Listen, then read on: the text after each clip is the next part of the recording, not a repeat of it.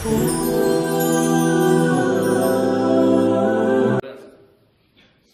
قیامت پروردگار میگفته است هر کسی که یکدیگر را به خاطر خدا دوست داشتند، شما یکدیگر را به خاطر خدا دوست می‌دارید، یکدیگر را به خاطر خدا حرمت می‌کنید.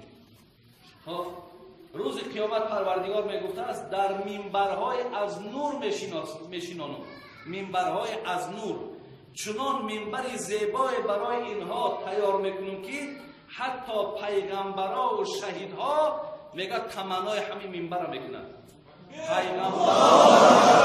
پیغمبرها و شهدا طلب همین را میکردن که پروردگار ما را یک منبر بده.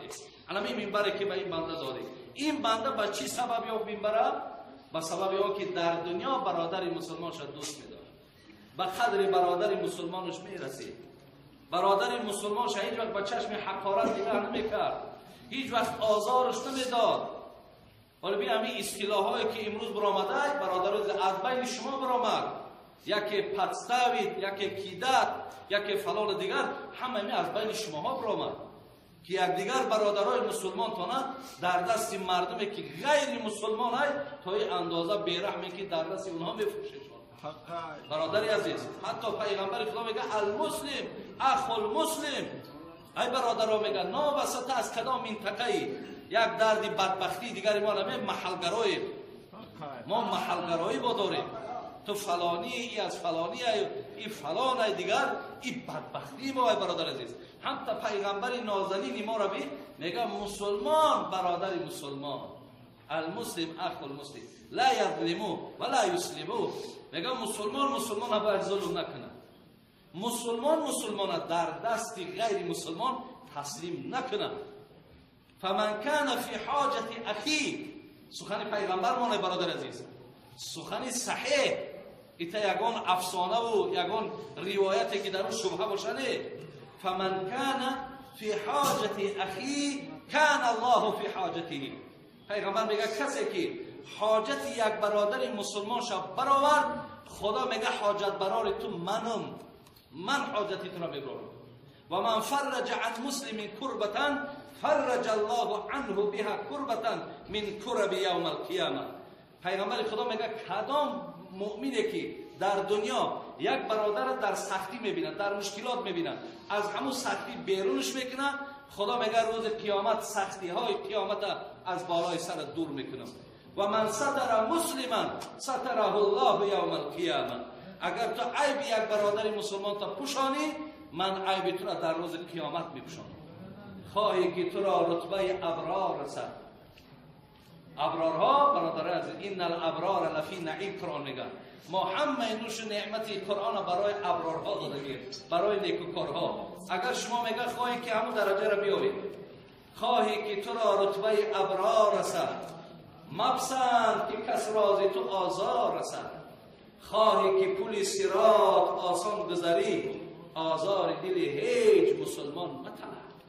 هیچ وقت دل یک برادر مسلمان تا آزار نتمیگه، زیرا که در برابر این برادری عزیز تو آن خواهشاتی که برای دریافت کردنی راحت باشه تا از اون محروم میشه. حضرت عمر رضی الله عنه میگه 400 دینار در دست بچهش داد، عبدالله داد، او بر بچم به خانه ابو عبیده ابن جراح بده تا برای کمبودی ها صرف کنم. عبدالله ابن عمر میگه وقتی که من گرفتم مبلغ آوردم به خانه ابو عبیده ابن جراح، دید میگه گفت این چی است؟ گفت پدرم روان کرد، گفت برای کمبودی های خانه، گفت یک لحظه کمیدشی، گفت خدا پدر و مادر عمر رحمت و مغفرت کنه. گفت ما از عمر راضییم. در میگه نماینده‌اش روان کرد، گفت فلانی فلانی فلانی فلانی رو فیراد کرد. آمد میگه همون 400 دیناری را که برای ابو عبیده که خودش محتاج بر همون مبلغ بود، میگه در پیش عبدالله ابن عمر همش در دست هر کس 10 سوم و 20 سوم و 50 سوم تقسیم کرد. گفت تمام؟ نماینده‌اش گفت تمام. گفت بگو همه اونها را که مثال دعاگوی حضرت عمر باشند. یگان تنگش میگه حتی نگرفت. وقتی میگه حضرت عمر پرسیدش گفت چی شد؟ گفت همچنان. گفت خدا رحمت کنه ابو عبیده را و این ترحمی که در قلبش داره. حضرت معاذ هم کل کرد و هم تقسیم کرد. میگه زنش دوید آمد گفت ای معاذ آخه خانه در چیزی نداریم، اهل خانه فراموش کردی؟ میگه 2 تنگه مانده بود برابر در دستی آیدهش داد. میگه اینها برادر عزیز معنای را دارد که مسلمان با مسلمان وقتی ترحم کنه در همه جا فتح ظفر می‌یابد. در همه جا برادر عزیز اگر محبت نباشه همین پراکندگی همیشه چیه یا که فقط بدبختی میبرد. یکدیگراتون را دوست بدارید، یکدیگراتون را حرمت کنید، به قدر یکدیگراتون برسید. خب هیچ وقت نسبت یکدیگر بدبین نباشید، گروهی خود از گروهی اونها جدا نکنید. خب زیرا که اگر چی در دنیا یگان نفع هم شود و یگان فایده هم شود، ولی برادر عزیز در عبادت و در آخرت بسیار خطری کلام دارد. اینجا موضوع دیگری که میخواهم اکنون قسماً برای شما گویم در مسئله برادر عزیز خبرگیری از اهل عیال. اهل عیال فراموش نکنید. شما همین 4 نامسلمانی که گویم تای تروسی کردگی در همین کوچه میگردن پاهای سفید همونا شما را فریفته نکنند.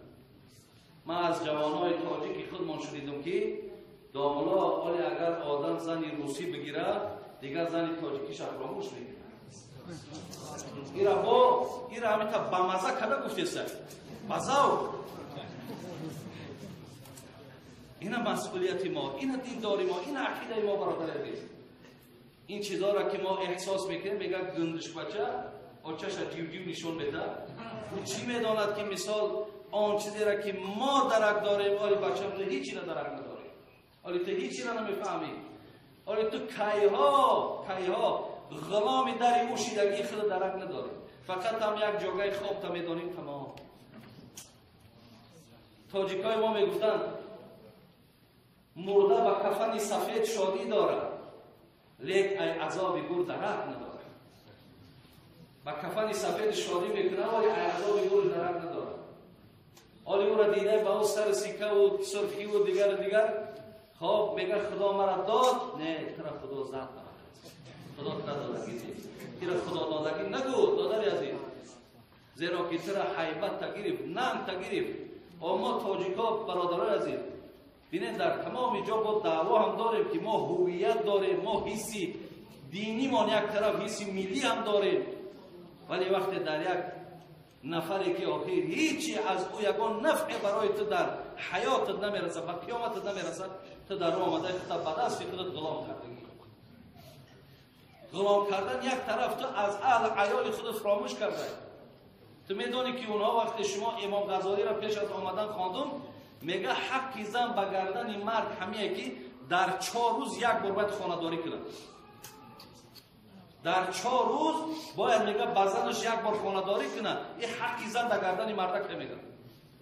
ولی با سبب عذری که شما دارید امکانیاتاتون استفاده برین خب شما از حال اونا آگاهی پیدا کنید. با تلفن‌ها با اونا صحبت کنید.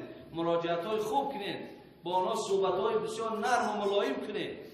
ولی بسیاری تاجیکای ما نشسته میگن داملا این دوشنبه رفتیم این تاجیکستان را دیدیم هم خواهرای افلاس شدن، این دخترکا همه بی سطر بی حیا شدن. اگر تو غمخوار باشی برای نکاح کده بگی تو قدر کمفورته که برای زن اینجا تو تیار میکنی 20% همین را برای زن تاجیک ها تا بوسه میکنه با تو دست تیره یک سهر به کلبسه بمان کارتا میکنه یک سهر برادر عزیز. ای زن تاجیکی ما بیچاره به همون دانه و به همون آب و به هم چیزی باشه تا مرده شد طاقت میکنن. 1 سال 2 سال خبرشو نمیگیرن. ارو انصاف بگیر. ما و خواهرای من دیگه اگر چی خواهرای مثال بگیم نسبی من نباشد ولی من همچون را خواهر میدونم همشه. با ما گپ میزنن گریه میکنن که مثال 2 سال 3 سال 4 سال من لم یرحم لا یرحم. پیغمبر کسی رحم نداره خدا با او رحم نمیکنه. شما از این برکت هم نمیابید. 1 سال 2 سال نمیه در یگان قانون شریعت نیامده که وقتی من زن بگیرم پدر و مادر من خدمتگار باشد. او خدمتگار در حقی باید شوهر باشد. بازم همین که ما تربیت میکنیم خواهر عزیز دعای خوشامد تا بگی، دعای خسر تا بگی، دعای اولادای مثال شوهر تا بگی. اونها خوپل کده اگر گویم هر وار 1 سال 2 سال در خانه تو خدمت دارن. پدر و مادر تو را خدمت میکنن، خواهر دادر تو را لبای میگن. بازم یعنی تا از همینجا با سیاست تا بعضی ها تو اندازه نامردی که از همینجا با طلاقشون میکنیم. بعدا چی شده سبب؟ یک قطعی دادرم جنگ کرد، یک قطعی خواهرم جنگ کرد. بزنه و دادر خواهری تو تماما به عقل به فراست باشن. بعدا شما پشیمان شده که اینالی ممکن اینجا هست برادرایی که با ما صحبت کرده میگه بله داملا حق میگوی، همون دادر من حقیقتا مثال بدبخته یا خواهر من همچنانه. ولی برادران این کار در حق زنها تو نکنید هیچ وقت. این لبدنک علیک حق ولی زوجک علیک حق. همین بدن هم بالای ما حق داره، زنا هم بالای ما حق داره. پیامبر میگه روز قیامت من از پشت دو کسم اللهم اینی احرج حق ضعیفین. همین چیزی من میگم اینجا اهل علم است. همین هر کدام شب برای بسنجید. اگر یک تاش از کتاب بیرون باشه بگو حاجی میرزا 100 نامعقول کرده که یک تاش از کتاب بیرون باشه. اللهم اینی احرج حق ضعیفین الیتیم و المرأة. پیامبر میگه روز قیامت من پشت دو نفر، یکی کسی که حق یتیما را خورده، کسی حق زنکا را پایمال کرده، من از پشت اینا در پیش خدا شکایت میکنم که بگذار اینا در پیش یتیم و در پیش زن. گفتی همون روزان نکلی نگذارم که زارا و تولا کنن که حقیقتا من در حق تو در دنیا ظلم کردم. این هم دادرهای جو فراموش نکنید، پدر و مادراتون را فراموش نکنید، در حق اونا دعاگو باشید. از من یه نصیحت اختیار کنید، بسیار برادری است شاید مرا قبولم ندارد ولی که من از برای خدا میگم هیچ وقت از همین مردم زن نگیرید. بگیرین از خواهر دخترای تاجیکی خودمون، از خواهرای خودمون بگیرین، در همه مشکلاتش